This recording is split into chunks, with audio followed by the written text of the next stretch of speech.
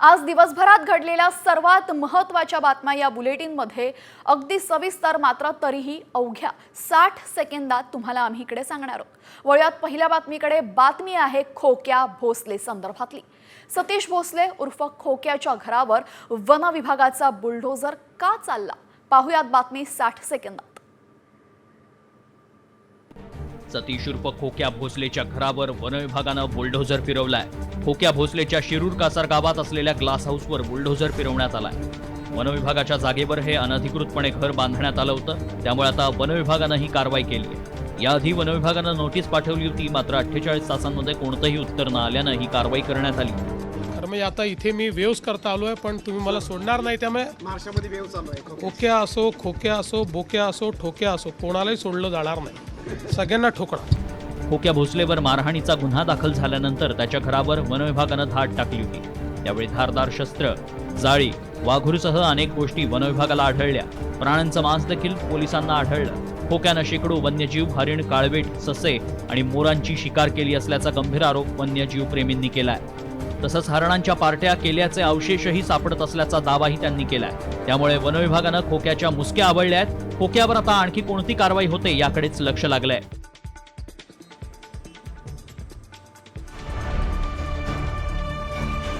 बेदम मारहाण प्रकरणी पोलिसांनी मुसक्या आवळल्यानंतर आता बीडचा सतीश भोसले उर्फ खोक्याला पोलीस प्रयागराजहून बीडला घेऊन येत आहेत। प्रयागराज कोर्टानं खोक्याला ट्रान्झिट रिमांड दिलाय, त्यामुळे आता त्याचा ताबा बीड पोलिसांनी घेतलाय। त्याला बीड जिल्ह्यातल्या शिरूर कासार न्यायालयामध्ये हजर करण्यात येणार आहे। खोक्याला पोलिसांनी प्रयागराजमधून अटक केली होती। त्याच्यावर मारहाणीसह 3 गंभीर गुन्हे दाखल आहेत। मात्र खोक्या भोसले अटक होण्यापूर्वी 6 दिवस कुठे आहे याची माहिती साम टीव्हीच्या हाती लागली आहे। गुन्हा दाखल झाल्यानंतर खोक्याभाई पुण्याला पळाला। पुण्यात त्यानं 2 दिवस मुक्काम ठोकला। तिथून तो अहिल्यानगरला गेला आणि पुढे संभाजीनगर स्टेशन गाठलं। त्यानंतर भोसलेनं ट्रेनमधून थेट प्रयागराज गाठत तिथे लपून बसला। मात्र बीड पोलिसांनी प्रयागराज पोलिसांसोबत त्याचा माग काढत त्याला बेड्या ठोकल्या।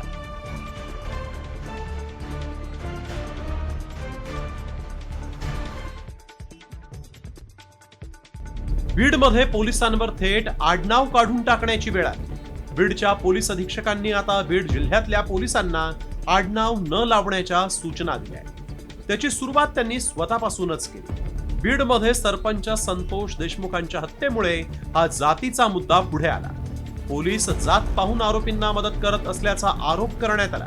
त्यामुळे पोलीस अधीक्षकांनी पोलिसांच्या नेम प्लेटवर जातीचा उल्लेख न करण्याच्या सूचना दिल्या आहेत। पास्ट काय आहे आणि आमच्या कास्ट काय आहे त्याच्यावर आमचं काम डिपेंड होत नाही। आम्ही सगळे लोकांना कायद्याप्रमाणे, निष्पक्षप्रमाणे आम्ही त्यांना सर्व्हिस देणार आहे। आणि सिमिलरली जे येणारे कंप्लेनंट आहे, येणारे जनता आहे, त्यांना आमच्या लोकांची चेस्ट बघून, त्यांच्या नेम प्लेट बघून ते कुठल्याही प्रकारचा बायस नाही फॉर्म करणार की हे माणूस आमचं ऐकणार की नाही ऐकणार। या निर्णयामुळे एक गोष्ट समोर आली, ती म्हणजे बीडमध्ये जातीयवाद एवढा वाढलाय की पोलिसांना थेट आपलं आडनावच काढून टाकावं लागतंय। नाशिक पोलिसांकडून सलग दुसऱ्या दिवशी कृष्णा आंधळेचा शोध सुरू आहे। पोलिसांची 3 पथकं कृष्णा आंधळेचा शोध घेत आहेत। मात्र कृष्णा आंधळे नाशिकमध्ये असल्याचा कोणताही ठोस पुरावा मिळाला नसल्याची माहिती पोलिसांनी दिली। नाशिकच्या गंगापूर रोड परिसरामध्ये कृष्णा आंधळे दिसल्याचा दावा स्थानिक नागरिक गीतेश बनकर यांनी केला होता। या दाव्यानंतर काल दिवसभर पोलिसांनी शोध मोहीम राबवली। अनेक ठिकाणचे सीसीटीव्ही कॅमेरे देखील पोलिसांनी तपासले। त्या ठिकाणचे सीसी फुटेजेस तपासलेत, परंतु असं कुठेही त्याने सांगितलेल्या वर्णनाचा व्यक्ती फुटेजमध्ये आढळून आलेलं नाही। त्या ठिकाणापासून पलीकडे जाणाऱ्या, दोन्ही बाजूकडे जाणाऱ्या रस्त्यांवरचे फुटेजेस बघितले, परंतु तसं काही आढळून आलेलं नाही आहे। तरीही गंगापूर पोस्टने, त्याचबरोबर क्राईम युनिट 1, 2 यांच्या टीम्स शहरामध्ये इतर ठिकाणी, त्याचबरोबर ग्रामीण भागातही शोध घेणं चालू आहे। सीसी फुटेज तपासणं आणि विचारपूस करणं। बीडमधील मारहाणीचा आणखीन एक व्हिडिओ समोर आलाय। यामध्ये मार खाणाराच मारकुटा निघाल्याचं पाहायला मिळालं। धनंजय देशमुखांचे साडू दादा खिंडकर यांनी मारहाण केलेल्या व्यक्तीचा हा व्हिडिओ आहे। ओंकार सातपुतेला खिंडकरनं मारहाण केली होती। आता ओंकार सातपुते मारहाण करत असल्याचा व्हिडिओ समोर आलाय। दादा खिंडकर यांनी ओंकार सातपुतेला मारहाण केल्याचा व्हिडिओ काल समोर आलेला। त्यानंतर पिंपळनेर पोलीस ठाण्यामध्ये दादा खिंडकरसह 7 जणांवर गुन्हा दाखल करण्यात आला। आता दादा खिंडकरवर गुन्हा दाखल झाल्यानंतर खिंडकर सकाळी पोलिसांना शरण आले। मात्र आता त्यांनी मारहाण केलेले ओंकार सातपुतेचाही कुणाला तरी बेदम मारहाण केल्याचा व्हिडिओ बाहेर आल्यानं आता सातपुतेंवरही कारवाई होणार का याकडे सर्वांचं लक्ष आहे।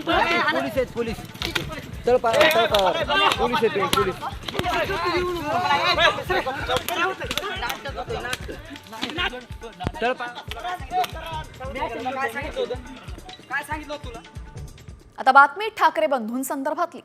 ठाकरे बंधूंच्या मिलनाचा मुहूर्त ठरलाय। नेमकी युतीची गुढी कधी उभारणार पाहुयात 60 सेकंदात बातमी। मनसे अध्यक्ष राज ठाकरे आणि उद्धव ठाकरे एकत्र येणार असल्याची नेहमीच चर्चा रंगली। मात्र आता दोघे भाऊ खरंच एकत्र येणार आहेत। मराठी सेना पक्षानं 30 मार्चला गुढीपाडव्याच्या निमित्तानं ठाकरे बंधू मिलन कार्यक्रम आयोजित केला। याची निमंत्रण पत्रिका बाळासाहेब ठाकरेंच्या स्मृतीस्थळावर ठेवण्यात आली। मराठी सेना पक्षानं याआधी ठाकरे बंधूंनी एकत्र यावं अशा आशयाचे बॅनर्सही लावले होते। त्यानंतर कौटुंबिक लग्न सोहळ्यात राज ठाकरे आणि उद्धव ठाकरे एकत्रही दिसले। दोन ठाकऱ्यांमुळे मराठी माणसाची मतं विभागली जातात ह्याचाच फायदा कुठेतरी आगगाड्यानं होतोय। माझं एक म्हणणं आहे, दोघं एकत्र आले तर निश्चितच मराठी माणूस कुठेतरी सन्मानार्थ आपण जगताना मुंबईत तरी बघितलं जाईल। गुढीपाडव्याच्या कार्यक्रमाला ठाकरे बंधू एकत्र येतीलही। मात्र भाजपवर टीकेची धार तीव्र करणारे राज ठाकरे आणि उद्धव ठाकरे हे युतीची गुढी उभारणार का याची उत्सुकता आहे। पवारांच्या राष्ट्रवादीचे प्रदेशाध्यक्ष जयंत पाटलांच्या नाराजीच्या चर्चा पुन्हा सुरू झाल्या। माझी गॅरंटी घेऊ नका, माझं काही खरं नाही असं जाहीररित्या पाटलांनी शेतकऱ्यांच्या मेळाव्यात सांगितलं। त्यामुळे सर्वांच्याच भुवया उंचावल्या। यावर त्यांचे जुने सहकारी आणि अजित पवारांच्या राष्ट्रवादीचे मंत्री हसन मुश्रीफांनी शिक्कामोर्तब केला। जयंत पाटील नाराज असून त्यांनी माझ्याकडे नाराजी व्यक्त केल्याचा दावा मुश्रीफांनी केला। माझी गॅरंटी घेऊ नका, माझं काही खरं नाही। कारण काय, तुम्हाला माझ्या मनात शंका असल्या, माझ्याबद्दल शंका असल्यामुळे तुम्हाला हमी देणंही जरा धोक्याचं आहे। मला एकदा ते नागपूरला बोलून त्यांनी दाखवलं होतं, मुश्रीफ साहेब माझं मन कशात लागत नाही असं ते म्हणाले होते। 5 वर्ष ही सगळं टिकवणं, पक्ष टिकवणं सत्तेत नसताना हे फार अवघड गोष्ट आहे। मला वाटतं त्यांना त्याची कल्पना आली आणि जाण आली असावी। आता पाटलांनीच माझा भरोसा नाही सांगितल्यानं पुन्हा त्यांच्या पक्षांतराच्या चर्चा सुरू झाल्या। आणि यानंतर एक मोठी बातमी विधानसभेमध्ये प्रश्न विचारण्यासंदर्भातली। भाजपा आमदार परिणय फुकेंनी एजंट बॉम्ब फोडलेला आहे। विधानसभा अधिवेशनामध्ये प्रश्न लावण्यासाठी, लक्षवेधी लावण्यासाठी नेत्यांच्या एजंट्सकडनं व्यवहार होत असल्याचा आरोप त्यांनी केलाय। फुकेंनी या संदर्भातील ऑडिओ क्लिपही सादर केली आहे। विधानसभेत प्रश्न लावायचा की नाही, प्रश्न लावल्यावर काय होईल या संदर्भातील धमक्या या ऑडिओ क्लिपमध्ये ऐकायला मिळत आहेत। फुकेंच्या या एजंट बॉम्बने मोठी खळबळ उडाली आहे। दरम्यान संबंधित ऑडिओ क्लिप मुख्यमंत्री फडणवीसांकडे दिल्याची माहिती आमदार परिणय फुकेंनी साम टीव्हीला दिली। तर आरोपांची चौकशी करणार असल्याचं आश्वासन मुख्यमंत्री देवेंद्र फडणवीसांनी दिलेलं आहे। गडचिरोली जिल्ह्यातील राईस मिल्सच्या विरोधात ही लक्षवेधी लावण्यात आली होती आणि त्या लोकांना सांगण्यात आलं होतं की लक्षवेधी किंवा LAQ न लावण्याकरता यांच्याकडनं, या राईस मिलर्सकडनं पैशांची मागणी केली होती आणि त्या राईस मिलर्सला धमकावण्यात आलं होतं। आणि या संदर्भातले ऑडिओ क्लिप आणि व्हिडिओ क्लिप्स माझ्याकडे आहे आणि मी ते काल या लक्षवेधी लागण्याच्या आधीच माझ्यापर्यंत आली होती। ही या लक्षवेधीचं सगळे जे ऑडिओ क्लिप्स आणि व्हिडिओ क्लिप्स हे माननीय फडणवीस साहेबांकडे मी दिलेले आहेत आणि ते निश्चितच याच्यावर कारवाई करणार। परिणय फुके यांनी आरोप केलेला आहे की विरोधकातल्या काही नेत्यांकडून जे आहेत ना ते प्रश्न विचारण्यासाठी पैसे दिले जात आहेत, एजंटगिरी चालू आहे। नक्की त्यांनी काही पुरावे मांडल्यात, त्याची चौकशी आपण करूया, पण आता सध्या फोकस वेव्हजवर करूया। तर परिणय फुकेंच्या या एजंट बॉम्बवर काँग्रेस नेते नाना पटोले यांची प्रतिक्रिया समोर आली आहे। अशा चिल्लर लोकांवर प्रतिक्रिया देणार नाही असं पटोलेंनी म्हटलंय।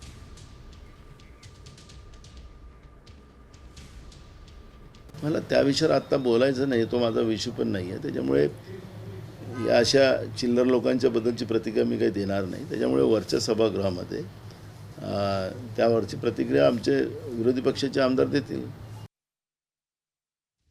तर अशा चिल्लर लोकांवर मी प्रतिक्रिया देणार नाही असं नाना पटोले यांनी म्हटलेलं आहे.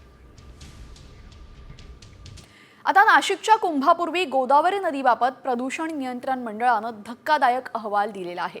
पाहुयात बातमी 60 सेकंदात. गोदावरी नदी प्रदूषित नसल्याचा दावा महाराष्ट्र प्रदूषण नियंत्रण मंडळानं केलेला आहे. धक्कादायक बाब म्हणजे वर्षभरात रामकुंडावरील पाणी एकदाही प्रदूषित नसल्याचा दावा या अहवालात करण्यात आला. विशेष म्हणजे गोदावरी नदीपात्रामध्ये अनेक ठिकाणी गटार आणि नाल्यांचं पाणी सोडलं जात आहे. त्यामुळे आता महाराष्ट्र प्रदूषण नियंत्रण मंडळाच्या अहवालावर शंका उपस्थित केली जाते. MPCBचे अधिकारी AC कॅबिनमध्ये बसून खोटे नाटे जे काही रिपोर्ट वगैरे बनवतात आणि शासनाची आणि येणाऱ्या भाविकांची जे फसवणूक करतात तर त्यांच्यावर फौजदारी स्वरूपाच्या फसवणुकीचा 420चा गुन्हा दाखल व्हायला पाहिजे ॲक्च्युली. आणि लॅब टेक्निशियन जो कोणी असेल आणि संबंधित अधिकारी असेल त्यांना ऑन दी स्पॉट हे पर्यावरण मंत्र्यांनी लगेचच्या लगेच हे त्यांनी सस्पेंड केलं गेलं पाहिजे. नाशिकच्या कुंभमेळ्यापूर्वी गोदावरीचं प्रदूषण कसं कमी करता येईल यावर प्रदूषण नियंत्रण मंडळानं उपाययोजना करण्याऐवजी त्यावर पांघरुण का घातलंय हा खरा सवाल आहे.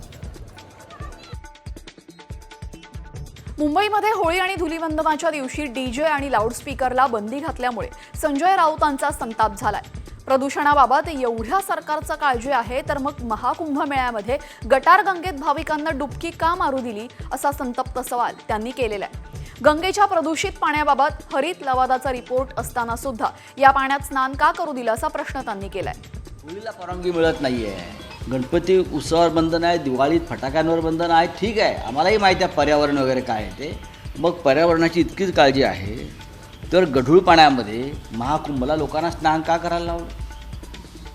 तुम्हाला पर्यावरणाची इतकी काळजी आहे तर नॅशनल ग्रीन ट्रिब्युनलचा रिपोर्ट असताना सुद्धा त्या गटारगंगेमध्ये लाखो कोटी रुपयांना लोकांना तुम्ही कोट्यावधी लोकांना तुम्ही का आतमध्ये डुबकी मारायला लावली? आणि महाराष्ट्रात तुम्ही आम्हाला पर्यावरणाच्या गोष्टी सांगता.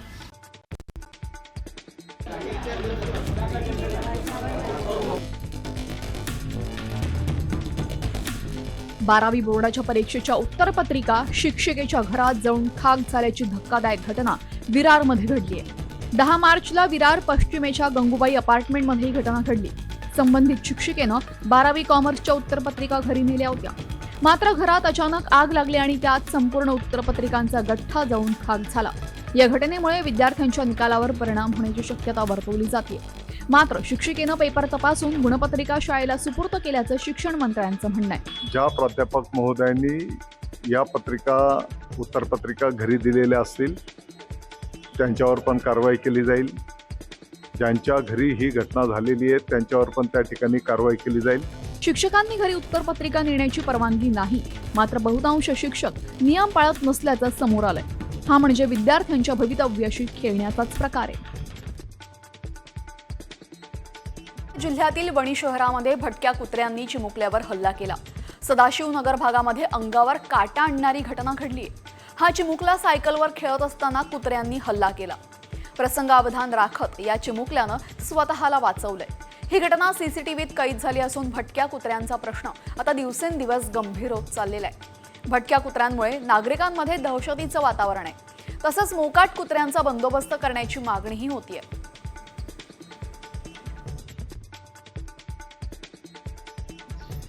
माझं प्रशासन एवढंच म्हणणं आहे की म्हणजे हे काही झालं हा आमचा मुलगा थोडा म्हणजे हे असल्यामुळे तो स्वतःचा जीव वाचवू शकला, स्वतःच्या तावडीतून त्या भटक्या कुत्र्याच्या तावडीतून सुटू शकला. पण कदाचित जर का एखाद्या म्हणजे लहान मुलगा वगैरे सापडला तर त्याचा बरं वाईट झालं तर त्याला कोण जबाबदार आहे? त्यामुळे प्रशासनाने लवकरात लवकर ह्या भटक्या कुत्र्यांवर आवर घालावा हीच माझी शासनाला विनंती आहे. ऐन सणासुदीमध्ये बुलढाणा जिल्ह्यामध्ये युवा पुरस्कार मिळालेल्या शेतकऱ्यांना आत्महत्या केलेली आहे. कैलास नागरे असं या शेतकऱ्याचं नाव आहे. आत्महत्यापूर्वी त्यांनी 3 पानी सुसाईड नोट लिहून ठेवली आहे. शेतकऱ्यांना खडकपूर्णा जलाशयातून शेतीसाठी पाणी मिळत नसल्यामुळे कैलास नागरेंनी टोकाचं पाऊल उचललंय. सुसाईड नोटमध्ये त्यांनी शेतकऱ्यांच्या अडचणी स्पष्ट करत सरकारच्या दुर्लक्षाचा उल्लेख केलाय. कैलास नागरे परिसरातील शेतकऱ्यांमध्ये अत्यंत लोकप्रिय होते. त्यांच्या आत्महत्येमुळे ग्रामस्थांमध्ये संतापाची लाट उसळली आहे.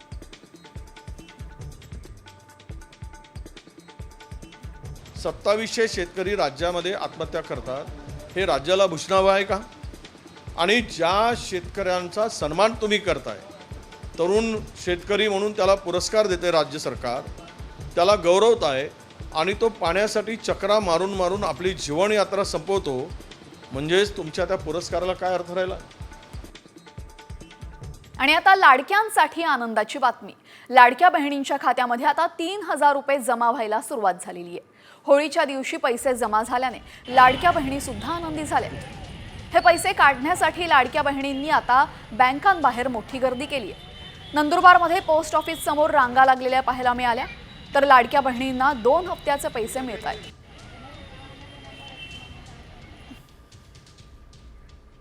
आणि आता बातमी तुमच्यासाठी अत्यंत महत्त्वाची. आजकालच्या पालकांना झालंय तरी काय असा सवाल उपस्थित करणारी धक्कादायक घटना समोर आलेली आहे. अगदी 12-13 वर्षीय मुलगा SUV कार चालवत थेट शाळेत पोहोचलाय. ठाण्याच्या आनंदनगर भागातील न्यू हॉरिझॉन शाळेबाहेरचा हा व्हिडिओ असल्याचं सांगितलं जात आहे. अशा प्रकारे लहान मुलांच्या हातात कारचं स्टिअरिंग देणाऱ्या पालकांना शोधून त्यांच्यावर गुन्हे दाखल करा अशी मागणी होतीये.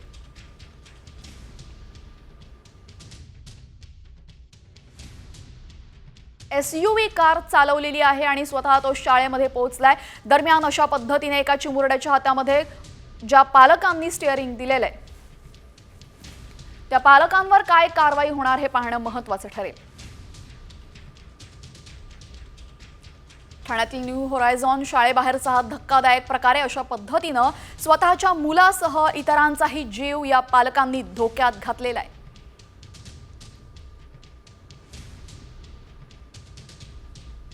बारा वर्षीय मुलाने हातात स्टिअरिंग घेतलेले आहे. न्यू होरायझॉन शाळेच्या बाहेरचा हा धक्कादायक आणि अर्थातच चीड आणणारा संपूर्ण प्रकार आहे.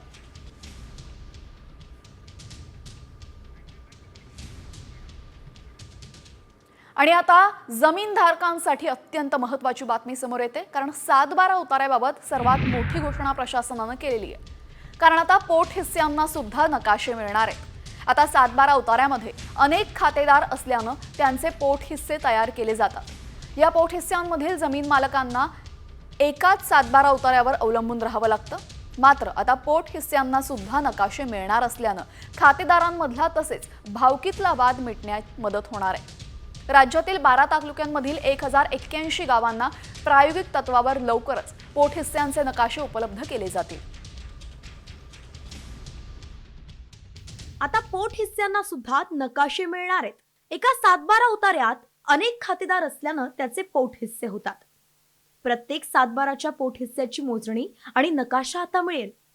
यामुळे जमिनीची नेमकी हद्द कळेल आणि हद्दीवरून होणारे वादही टळतील.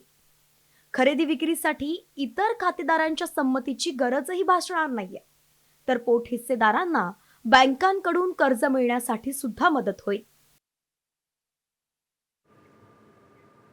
पुण्यातील भारती विद्यापीठ परिसरामध्ये तरुणीवर अत्याचार केल्याची घटना घडली आहे. या तरुणीची सोशल मीडियावरनं एक तरुणासोबत ओळख झाली आणि तिने तिचे फोटो व्हायरल करण्याची धमकी देत गैरफायदा घेतलाय आणि शरीर संबंध ठेवण्यास प्रवृत्त केलं. त्यानंतर लग्न करण्यासाठी तगादा लावला. तर 26 फेब्रुवारीला या प्रकरणी गुन्हा सुद्धा दाखल झालेला आहे. माझी मागणी अशी आहे की त्याने काही केल्यावर माझ्यावरती कोयता तो डायरेक्टली फोटोज अँड ऑल टाकतोय.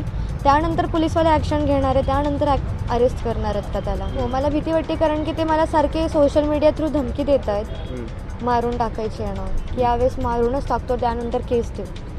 सिंहगड पोलीस स्टेशनला 00 नंबरने गुन्हा दाखल झालेला आहे. त्यामध्ये बलात्काराचा गुन्हा दाखल करून आमच्याकडे तो वर्ग करण्यात आले. त्यानंतर